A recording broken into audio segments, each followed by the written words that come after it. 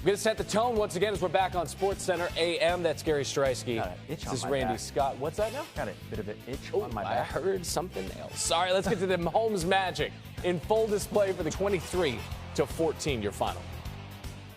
And everybody watching at home, we are sorry that we didn't have time in the highlight for all the plays that the referees made, because I know you're going to be tweeting us that we didn't include those. Coach is back. So, too, are the Chiefs in their 7th straight AFC Championship game. Is this Kansas City's Super Bowl to lose? Until somebody beats them, yeah. I mean, come on.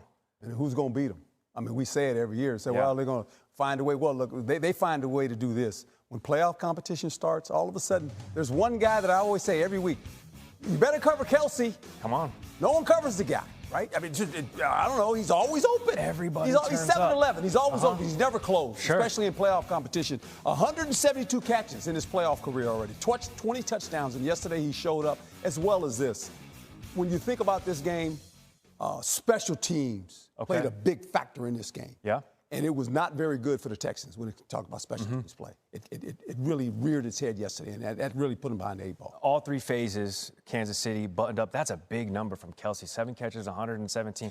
Listen, we were talking about, hey, is he going to break 70 yards? He hasn't been held under that in a playoff game. On the flip side of that, Randy mentioned it in the highlight, C.J. Stroud was sacked 8 times. You ain't going to win any football games if your quarterback is getting up off the deck that many times. What is next, though, for this Texans team looking into next season? Because for his 2nd season, leading them into a divisional round of a playoff game is still pretty good. Well, it's really good. I mean, think about this team. It's won division twice already. Yeah.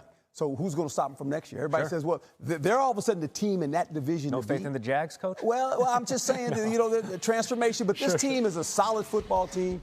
They had to go on the road and play Kansas City. This is why you want home field advantage. This is why Kansas City understands. You try to play us in Arrowhead, tough place to play. For sure. Obviously. And they have what? They have a quarterback that's chasing history. We've heard of him. As well as their head coach. Yep. They get all that. They understand there's a different knob you got to turn up when you get into the playoffs.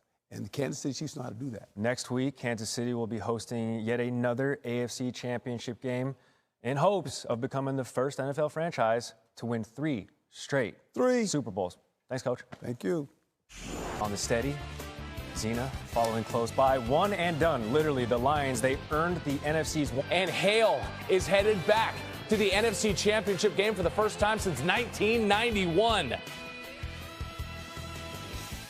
I always believe that we could achieve more than what people give us credit for, but you got to go out there, put in the work. You got to go out there, work daily, get better each and every day, and just put your head down and grind. And by the end of the time of the season, you look up, you might be in a position like this. I mean, honestly, it's the same guy. You guys could say that it's a different Jayden, but to us, it's the same guy every week. Same guy since he showed up in Washington and Virginia with us. Just a guy that loves the process, that's all about the team, doesn't care what it looks like, doesn't care if he has to throw the ball 50 times or we run the ball 50 times or he has to run the ball 50 times. And so for us, it's just the ultimate confidence that no matter what's going on, he's going to figure out, we're going to figure it out, and we're just going to make one more play than the other team. Would not be a Sunday without Herm Edwards in studio. Coach, how do you put into perspective what Jayden Daniels is doing? Historical moment in the NFL for a rookie quarterback.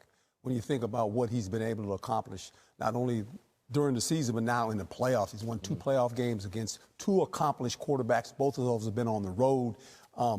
He's a guy that the moment is never too big for him. And in this game, it was kind of back and forth at times, but he found a way to put this team on his back, make some throws down the football field. I mean, look, this Washington team, think about it. They were a 4-13 team before they drafted Jayden Daniels. Yeah. New coaching staff, new everything. They get a rookie quarterback. Oh, they're going to be okay. Well, they're more than okay. This is uncharted water. He is chasing history right now, Jayden Daniels, and is doing a good job of catching it, too. I mean, listen, they were in a position to draft him 2nd overall because it was a 4-win season. Now he, as a rookie quarterback, has 14 wins this season. That 14th win, the one that we saw last night, what impressed you the most about Washington in that game? Well, they had a plan, and they've always stuck to their plan. They know who they are offensively. Jayden is the guy. He's the catalyst of this offense. But I think also we got to look at this. This team yesterday took the ball away 5 times. When you take the ball away 5 times on the road, I don't care who you are. As good as the Detroit Lions have been all season, 5 turnovers. Now, they won a game this year, turning over 5 times. They did. This one did not turn out right for them. Why?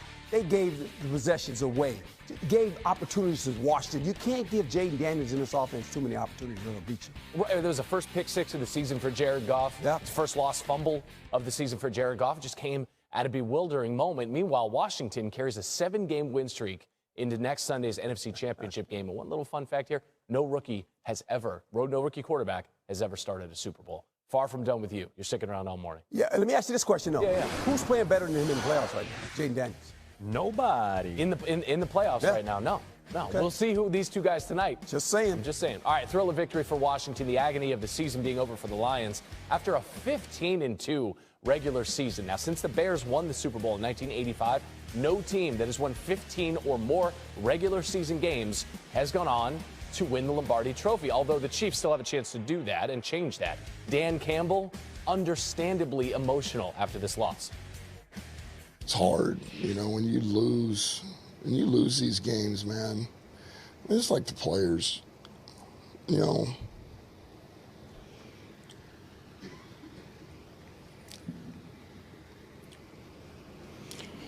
what they put into it.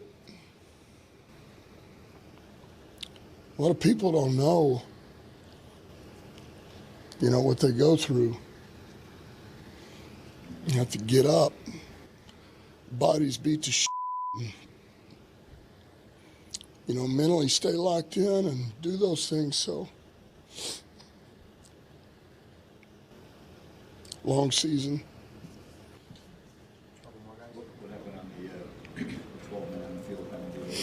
It's my fault. It's my fault.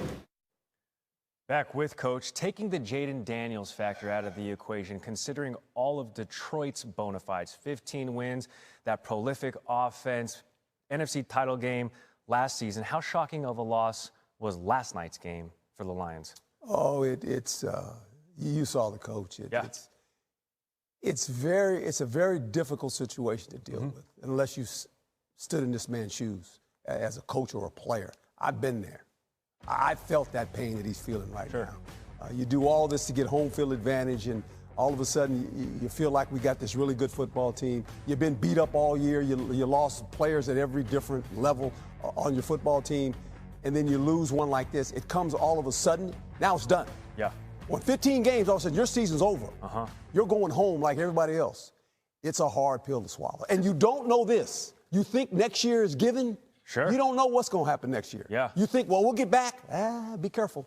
For sure. The aforementioned 4-13 Commanders the year before. You're like, wait a minute, there's no way they're going to be playing for a title the next season. Maybe you could say the same about the goings-on in Detroit, even though obviously a lot of those guys coming back. What are you saying, though, to these guys in the locker room after that demoralizing loss? Well, obviously they had a great year. Yeah. Met expectations, maybe even exceeded a lot exceeded of them, them, right? But first ever 1 seed for them. But then you got to deal with this. Sure.